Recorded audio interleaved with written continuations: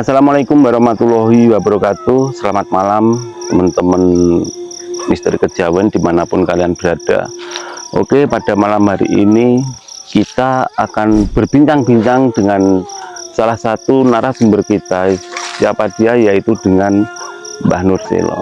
Pada kesempatan malam hari ini teman-teman, di sini kita akan menceritakan tentang satu perjalanan di mana Mbah Nur Selo itu disuruh oleh gurunya itu melewati Sungai Brantas. Ada kejadian mistis apa di sungai ini? Silakan teman-teman tonton terus video kita dari awal sampai akhir agar kalian tidak gagal paham.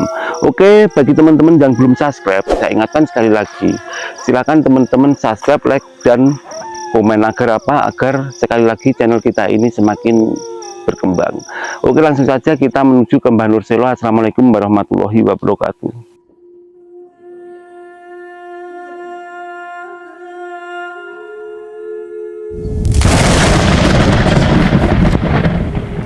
Oke teman-teman, sekarang kita sudah bersama dengan Mbah Nur Selo. Sebelum kita lanjut perbincangan kita dengan Mbah Nur Selo, teman-teman, silakan teman-teman siapkan camilan, kopi, rokok agar apa? Agar betah nontonnya gitu teman-teman. Karena apa? Kayak perbincangan kita pada malam hari ini kayak itu sangat seru sekali. Oke, langsung saja teman-teman. Assalamualaikum warahmatullahi wabarakatuh, Mbah Nur Selo. Waalaikumsalam warahmatullahi wabarakatuh. Gimana Mbah untuk kabar malam hari ini? Alhamdulillah Mas, sehat walafiat, lancar gangsar segala-galanya Mas. Dengan panjang umur. Mbah, mohon maaf ini sebelum kita mulai Mbah, ini silakan Mbah Nur Selo ini sapa dulu teman-teman Misteri Kejawen yang ada di rumah Mbah. Assalamualaikum warahmatullahi wabarakatuh. Bismillah, alhamdulillah, wa syukurillah, wa nikmatillah, wa la qaula wa la quwata illa billahil aliyil azim. Allahumma lakal hamdu wa minkal faraju wa lakum mustaka wa bika musta'an wa la qaula wa la quwata illa billahil aliyil azim. Wa baladi ja'ala lakum qala ibarati wa rabatukum fa kuntu tarajatin ila marwakum bima lakum min rabbika sayrul qabi ba innahu lahu ghafurur rahim. Sebelum dan sesudahnya, bila manakah ada kesalahan atau kekeliruan, saya sebagaimana manusia biasa, saya mohon maaf yang sebesar-besarnya pertama kepada presenter, narasumber, dan pecinta, yaitu Misteri Kejawen. Dan salam bahagia dan semoga presenter, narasumber, pecinta yaitu Misteri Kejawen diberi panjang umur, dilancarkan rezekinya, diberi sehat walafiat, terlaksana apa yang telah dicita-cita, ada yang dituju. Iya Mbah, ini untuk malam hari ini Mbah, kira-kira ini Mbah Nur mau menceritakan tentang apa Mbah? Jadi gini Mas ya, kita mau menceritakan perjalanan saya waktu tahun 1987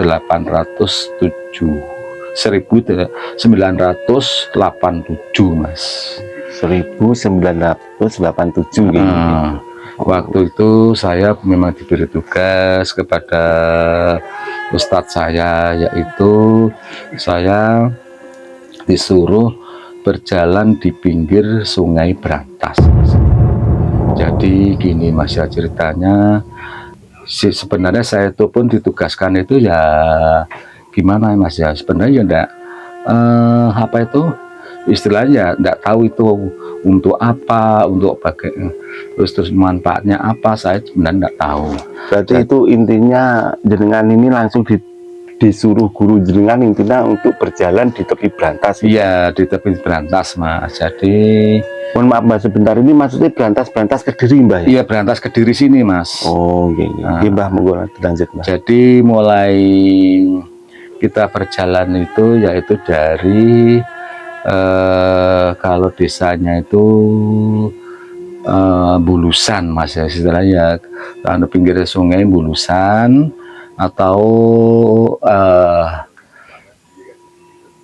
itu masuk Bulusan atau Banjar Melati itu saya belum begitu paham yang jelas. Kalau menurut saya itu dari Bulusan Mas ya. Kali pertama saya perjalanan itu mulai, saya disuruh mulai itu jam 12 siang Mas.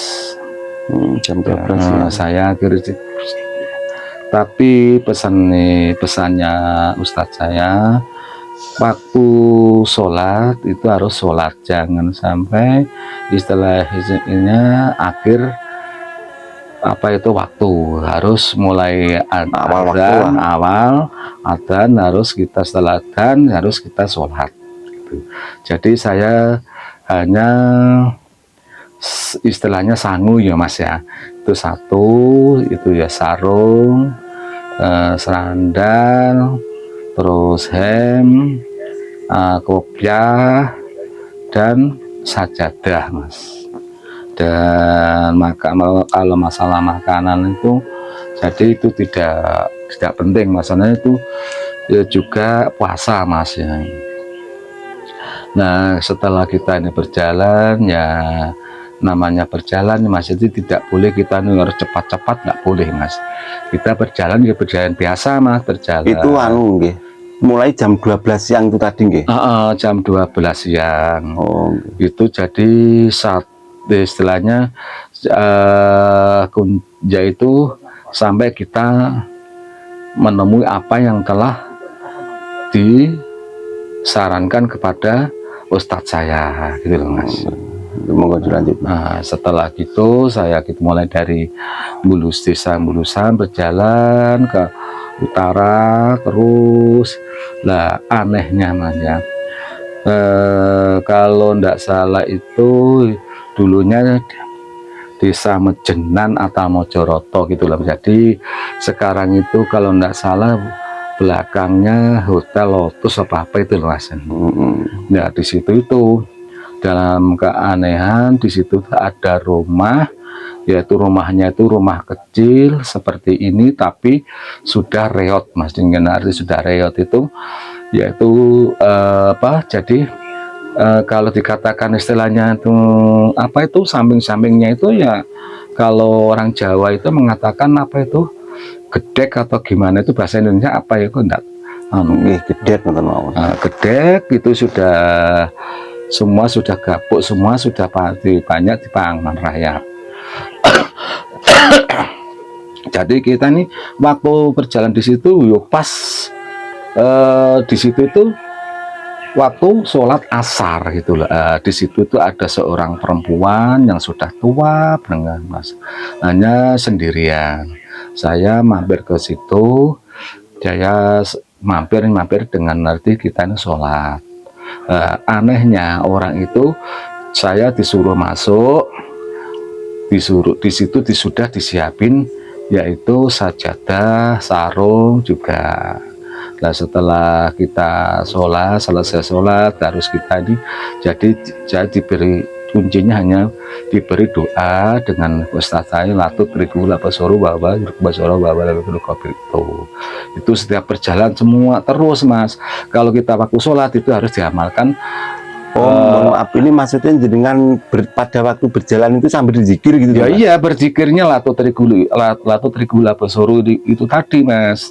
Tapi kalau waktu sholat itu harus kita mengamalkan 41 gitu loh Mas. Berarti ini maksudnya rumah reot itu tadi itu berarti berada di pinggir sungai itu Mbak? Ya, di pinggir sungai sekali Mas, jadi di pinggir sungai, memang di pinggir sungai Mas. Tapi memang benar-benar ada gitu ya? Kalau nanti Mas ya saya ceritakan. Jadi setelah kita ini beri di situ, nah setelah kita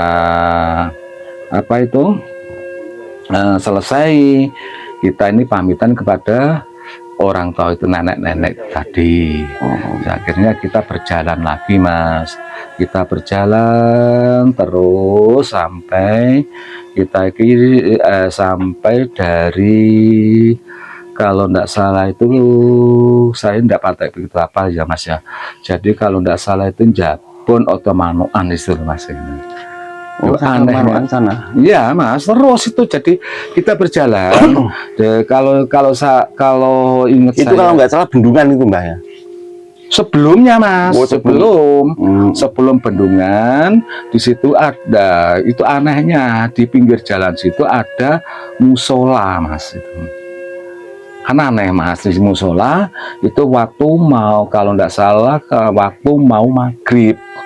Nah, setelah mau maghrib saya berhenti lagi di situ, menunggu di situ itu juga banyak Mas santri-santrinya atau apa itu penghuninya, saya rasa gitu. Padahal itu di pinggir sungai Mas itu, jadi hampir gandeng dengan istilah sungainya Mas gitu loh. musolanya itu. Ya kelihatannya ya memang banyak santrinya kok Mas itu Mas. Mohon maaf Mbah, ini saya potong sebentar. Itu sebenarnya jenengan jalan ini kan setahu saya itu dari timur atau dari barat Mbah? Loh, maksudnya gimana? Dari timur sungai atau dari barat sungai gitu loh? Barat sungai Mas. Oh. Berarti seperti rumah dan musola itu juga berada di barat sungai. Iya, wong namanya sih istilahnya itu yang satu tuh rumah lewat itu tadi di apa itu, kalau nggak salah sekarang itu apa di belakangnya Hotel Lotus lah. Hotel Lotus itu loh Mas. Terus yang musola itu di daerah berarti Kalau nggak salah itu sebelum apa? Kalau nggak salah kalau sebelum jembatan Manuan itu di situ kalau ada santrinya apa enggak itu Mbah? Pondok atau apa di situ ada tuh Mbak? ya memang ada Mas, tapi di pinggir jalan, di pinggir sungai itu Mas itu. Saya setelah itu kita menunggu sampai maghrib Mas. Jadi sampai maghrib di situ saya sholat. Setelah kita ini maghrib, karena kan waktu maghrib itu masih dengan isya kan jangka jaraknya kan dekat Mas, sampai kita menunggu sampai maghrib, sampai isya gitu loh Mas. Jadi isya sekilan kita berwid lagi gitu loh Mas. Ya setelah isya jadi saya ya pakai senter dulunya, senter itu dari batu Mas. Jadi bukan cas seperti sekarang ini, enggak, dari batu. Kalau tidak salah dulu itu kepunyaan kakak saya yang nomor 1 tuh. Nah, kita akhirnya berjalan lagi Mas. Kita berjalan sampai bendungan itu, kalau tidak salah itu sampai, kalau tidak salah loh Mas ya, itu aku nggak begitu hafal masalahnya itu. Kalau pinggiran dari Gondang Legi Mas. Nah, di Gondang Legi itu, lah anehnya itu di situ tuh ada pasar Mas, di pinggir jalan, di pinggir kali. Posisi Malam. Jadi setelah isya Mas, kita berjalan terus Mas, berjalan terus. Tahu saya kalau dari Bulusan sampai Gondang Legi itu jauh, itu jalan terus Mbah ya? Ya jalan Mas, jalan dengan berwirid gitu loh Mas. Alhamdulillah sekarang tasbih saya sampai sekarang itu tetap saya pakai. Dulu kan tasbihnya itu ke pemberian dari teman saya yang menjadi angkatan darat, almarhum gitu loh Mas. Makanya sekarang itu kenang-kenangan beliaunya yang dapat ya, tasbih itu dapatnya dari dapatnya dari tugas di tim-tim gitu loh Mas. Cendana lah. Anehnya kalau di Manuan itu Mas ada yaitu pasar Mas, di pinggir kali kok ada pasar. Saya itu sampai heran. Ya rame juga Mas, rame kita di situ ya. Istilahnya saya enggak beli apa-apa lah, kayak namanya sih kita ini tetap itu jadi puasanya tuh sampai kita bisa menemukan hal yang ditugaskan kepada ustadz saya itu Mas. Nah setelah itu kita istirahat di situ, yaitu kita namanya istirahat itu kita melihat dari belum waktunya salat hajat atau salat tahajud. Kita berjalan lagi Mas, sampai dari Bengkokan itu enggak tahu itu sampai di mana, saya itu sudah bingung Mas itu. Lah anehnya itu kemungkinan besar kalau tafsiran saya itu kemungkinan hampir kalau ndak pinggiran ya papar gitu loh Mas. Karena kan namanya sih orang kita menurut sungai kan Bingung lah. bingung kan Ada gitu loh Mas. tanda-tanda desa apa bingung. Desa mana, desa mana. Nah, lah alhamdulillah Mas, di situ itu ada yaitu rumah itu aneh juga Mas. Rumahnya itu jadi dari istilah kalau dikatakan bahasanya itu rumah gebyok Mas. Rumah gebyok itu jadi rumah dari itu kayu, dari kayu jati Mas. Oh. Dan ada musola, itu musolahnya itu juga dari kayu tapi itu gantung Mas, namanya seperti ini. Jadi seperti gantung gitu loh Mas. Jadi jadi ndak apa lantainya ndak nempel di lemah ndak gitu loh Mas. Itu nah situ ada seorang laki-laki, yaitu orang laki-lakinya itu anaknya itu 2 dengan bapaknya. Saya ditanya setelah itu kalau tidak salah sudah jam 12 lebih kok Mas, kalau tidak salah itu. Masalahnya kita dulunya kan belum punya jam tuh Mas. Saya dengarnya hanya itu apa anim itu kalau gitu kok teng itu. Nah, setelah di situ saya bertemu di situ kepada yainya, tidak tahu siapa. Saya ditanya, kamu cari apa, tujuanmu kemana itu. Kamu tadi sudah waktunya kamu makan gitu loh Mas. Jadi puasanya itu mulai jam 12 sampai jam 12 malam itu lebih Mas.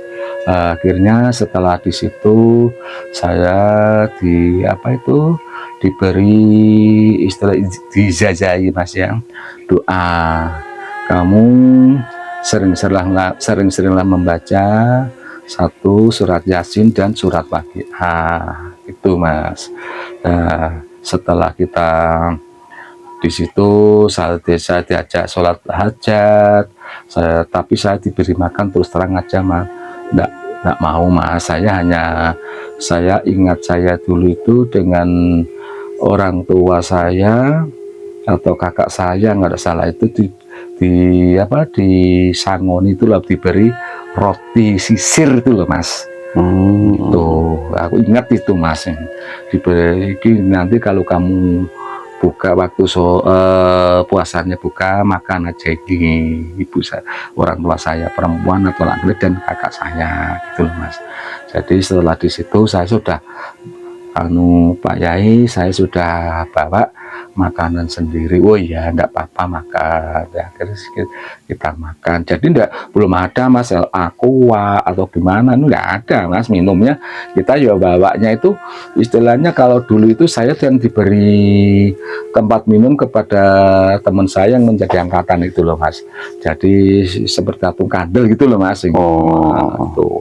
Akhirnya saya di situ diberi ijazah, kamu kalau bisa istiqomahlah membaca surat Yasin dan surat Waqiah. Kamu insya Allah kalau kamu istiqomah, hidupmu 1 panjang umur, sehat dan diberi lancar rezeki. Akhirnya ya alhamdulillah Mas, istilahnya itu mulai saya aktifkan dalam istiqomahnya. Kalau tidak salah sekarang ini ya hampir 5 tahun, baru-baru ini aja Mas. Jadi mulai tahun 2000 lebih deh Mas, kan mulai itu ngamal saya istiqomah membaca itu tuh kalau tidak salah tahun 2017 kok Mas itu Mas. Tuh akhirnya alhamdulillah sampai sekarang ini. Nah anehnya gini Mas ya, setelah kita disuruh pulang, itu Mas, saya dipesan nih, kamu jangan sampai menoleh sebelum 7 langkah Mas gitu. Jadi setelah kita ini berjalan 7 langkah, baru boleh menoleh. Tidak boleh menoleh, Mas. Oh, enggak, maksudnya setelah 7 langkah menoleh boleh? Boleh, Mas. Ternyata saya ini sudah di jalan besar, Mas. Kan aneh, Mas, itu kan. Itu kalau enggak salah itu di mana ya, Mas, itu saya itu kalau enggak Gading atau mana itu loh, Mas, itu. Jadi Bundang itu Mas Prambon apa enggak dengan saya lupa itu, Mas, itu. Itu. Nah, akhirnya saya berjalan lagi sampai di rumah itu jam 5:30, Mas. Jadi jalan itu jam 5:30 pagi itu baru dari rumah. Tapi ya itu tadi, Mas, tapi alhamdulillah, Mas, ya. Nah, setelah itu saya ke rumah Ustadz saya. Ke rumah Ustadz saya sudah saya jalani apa yang telah ijazahnya dari Ustadz. Kamu ketemu apa aja? Tanya. Terakhir saya diberi kabar ini. Oh ya sudah, berarti kamu berhasil gitu loh, Masnya. Lah setelah karena kan kita nih berhasil, akhirnya saya itu ingin mengetahui apakah itu benar. Saya mulai dari rumah reot, dari musola, dari pasar, dari ada rumah atau musola yang reot tadi ya, Mas, ya. Itu jangka berapa bulan saya lihat ternyata tidak ada, Mas, rumah atau apa itu enggak ada sama sekali. Apalagi pasar itu tadi. Pasarnya sama sekali malah enggak ada, Mas, itu. Nah, itu jadi kebun, Mas, itu nih, itu Mas. Menurut dari Guru Mbah Nur sendiri apa itu? Kalau dalam kesimpulan, kalau dari kesimpulan dari apa itu Ustadz saya, pendapatnya lah, Mbah. Kesimpulan pendapatnya bahwa kita ini ditemui yaitu mulai dari rumah reot sampai dari rumah yang kebiak yang namanya musola itu apaan itu kata beliaunya dalam anunya itu yaitu tetap orang satu, Mas, yaitu Kanjeng Nabi Khidir alaihissalam gitu, Mas. Oh, itu maksudnya itu dari semua kejadian itu cuma satu orang gitu loh? Iya, Mas. Jadi empat tempat itu hanya satu orang gitu loh, Mas, itu. Tapi itu asumsinya dari Ustadz saya gitu loh, Mas. Tapi ternyata setelah dalam hal ini sampai baru-baru ini kita ini ya enggak tahu ya, Mas, ya. Kadang ke rumah saya ada seorang terjadi tahun berapa itu ada seorang gila itu, teman-teman beri rokok panah enggak mau, setelah kita kita jemput, saya beri rokok itu mau, cuman gini biasa aku ngomongnya hanya satu kok, Mas, enggak hati-hati hanya gitu aja tuh. Padahal itu kelihatan orang-orang apa ya, Mas, orang gila gitu. Sebenarnya bukan gitu, Mas. Jadi saya setelah maaf itu kok langsung Mbah Nur ini kok pada waktu ngasih rokok punya firasat ini bukan orang biasa atau ini orang tersebut, itu gimana, Mbah? Gini, Mas, ya, maaf. Jadi memang saya waktu itu ingat banget ya, Mas, ya, waktu terakhir yaitu bertemu di musola atau di rumah itu tadi. Yang terakhir itu bahwa waktu kita bersalaman dengan Pak Yahinya itu terus terang ibu jarinya apa yang dinamanya jempol itu tanpa ada dagingnya, Mas. Tuh sih konon kabarnya kan gitu toh, Mas. Tapi makanya saya sudah yakin bahwa waktu di depan rumah saya banyak orang itu, kalau saya lihat istilahnya ya namanya kita ini sudah pernah ketemu sebelumnya lah. Ya sudah ketemu sebelumnya juga. Itu wajahnya berarti beda lagi gitu, Mbah? Beda mas, beda sama dia itu seperti orang gila mas. Dia itu Yang sakitnya terakhir. banyak, iya. Tapi saya membaca dalam hal itu kita ini istilahnya ya ke Allah memberikan kita kebatinan itu kita akhirnya kita juga istilahnya apa ya mas ya, mengontak dalam hal batin. Oh, makanya saya bersalaman, saya cium tangannya, kan kita sudah tahu tuh mas, kan gitu tuh mas. Beliau pun tidak mau juga dicium tangan, tidak mau. Saya beri rokok, saya banman, itu mau. Tapi kalau teman-teman yang beri ditolak mas, tidak boleh. Ada teman saya yang satunya itu seperti ya mungkin dipikir itu siapa, sangat ditolak sekali mas. Akhirnya saya sendiri yang datang. Wah, orang teman-teman gimana siap beliau itu siapa enggak tahu. Itu kan gini mas ya. Sebelumnya kita ke rumah saya juga yang kemarin itu ya mas ya. Kan saya itu di pos saya itu ya, jadi di utaranya di selatannya rumah saya itu ada pos. Itu kita ini sering berburu di situ tuh mas juga kan. Itu kadang-kala beliau apa itu mengetok pintu, tapi setelah kita lihat itu tidak ada, sering gitu mas. Jadi saya anggap itu suatu hal godaan dari saya itu berwirid gitu loh mas. Nah jadi itu kejadian itu sering mas. Jadi gini juga ya, waktu siang-siang itu mas ya, beliaunya itu minta makan dengan istri saya waktu itu ya kita kan bersama dengan istri ya mas ya, ada seorang minta makan dengan istri saya itu diambilkan di piring, malah tidak mau mas. Ya aneh juga kan. Itu masih orang gila apa enggak Pak? Seperti orang gila mas. Tapi dia yang itu tidak orang enggak. gila, tapi dia itu meminta. Oh gitu. Tapi dia tidak mau Kayak pengemis lah kan? tapi dia tidak berbicara sama sekali. Berbicara hanya satu tok mas. Jadi dengan istri saya kan diambilkan makan di piring toh mas. Beliau tidak mau. Mintanya apa mas? Beliau mintanya di daun pisang. Daun pisang mas. Jadi istri saya ya saya suruh mencari daun pisang itu tadi. Jadi di timurnya kan banyak daun pisang mas. Beliaunya akhirnya saya ampiri, saya dekati itu, innalillahi.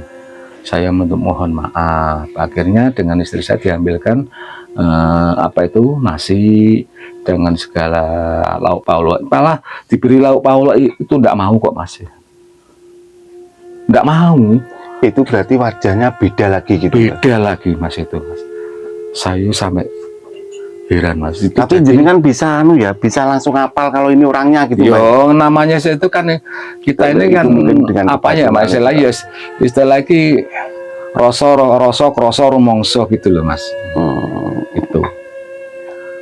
Itu mas. Jadi istilahnya gimana ya mas, namanya sih orang itu ya sudah kita sudah mungkin karena kan sudah mengenal atau gimana gitu loh mas.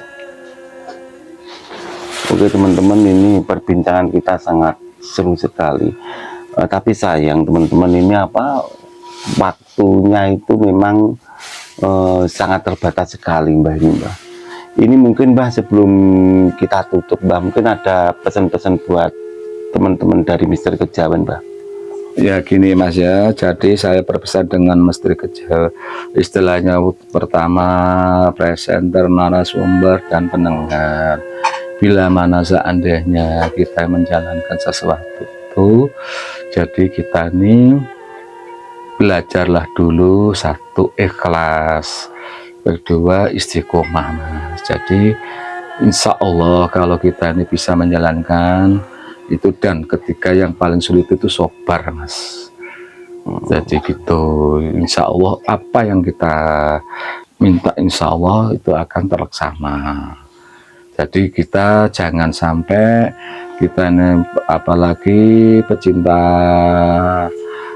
MK atau Misteri Kejawen harus ada ijazah. Kalau tidak ada ijazah, orang makanya banyak orang sekarang hanya dia itu membaca buku, mengamalkan, akhirnya menjadi gila gitu Mas.